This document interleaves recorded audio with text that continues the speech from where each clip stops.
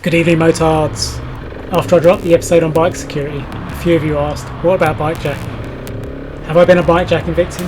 No, but I've seen what thieves are capable of. If they're brazen enough to use angle grinders on busy streets in broad daylight, or turn up at your house in the middle of the night, then taking your bike off you mid-ride by threat or by force isn't a stretch. The same day I bought this bike, I realised I'd picked the wrong bike for London commuting.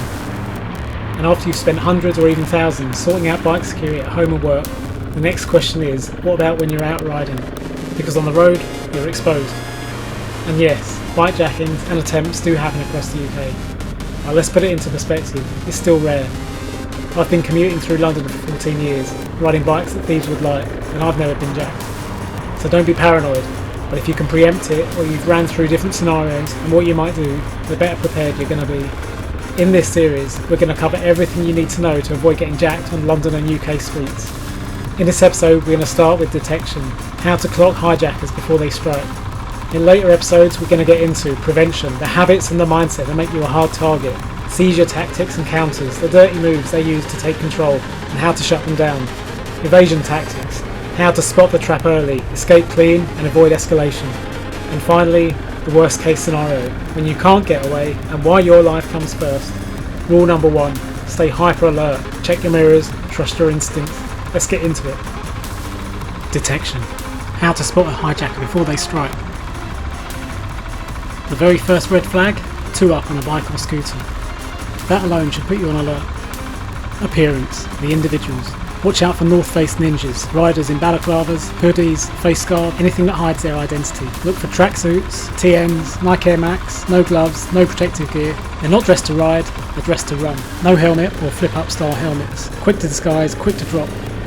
Hijackers often ride scruffy, broken bikes, sometimes with screwdrivers in the ignition, scratched fairings, missing number plate, immediate red flag. You're looking for powerful scooters or bikes, T-Maxes, C600s, C650 BMW scooters, MT-07s and 6 or 700 upward CC bikes. They might even be on Surons or electric bikes. Weigh up their bike versus your own. If you're on something nimble and they're loaded up, you might have an edge, but stay sharp. Not all attacks come from bikes. A car full of hooded youths pulling up beside you, red alert. If they open the door and approach, be ready to move immediately. The threat isn't always on 2 wheels. Watch out for groups on foot acting suspicious, loitering around traffic lights, junctions and forecourts. Trust your instincts. Behaviour. Hijackers don't care about the rules of the road. Aggressive or predatory riding, riding on pavements, jumping red lights. Another common pattern to watch out for, the U-turn. It pays to clock oncoming traffic. 2 up on a scooter, that's red alert. They pass you, they clock you, then they spin. That's not a coincidence, it's target acquisition. Now let's break it down. Tracksuits, check. North Face clobber, check. Modular helmets, check. Nike trainers, check. Ballys, yeah, full house. Closing in behaviour. Circling you at junctions. It's not random, they're sizing you up, checking what you're riding and whether you're alert or vulnerable.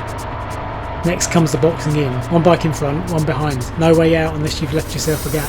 They can use fake distractions, complementing the bike. Make out that your rucksack is unzipped, asking for directions. If they're moving in while you're standing still, you're already in the danger zone. Either get moving or get ready. A mate of mine, a biker and an amateur in Brazilian Jiu-Jitsu, said something that struck. It's not about living in red alert, it's about staying in yellow. Aware, not paranoid. That really resonated. Stay switched on, tuned into your surroundings, not tense, just present. That's what detection is, awareness that buys you time. That's it for detection. If you know what to look for, you're already 1 step ahead of the game.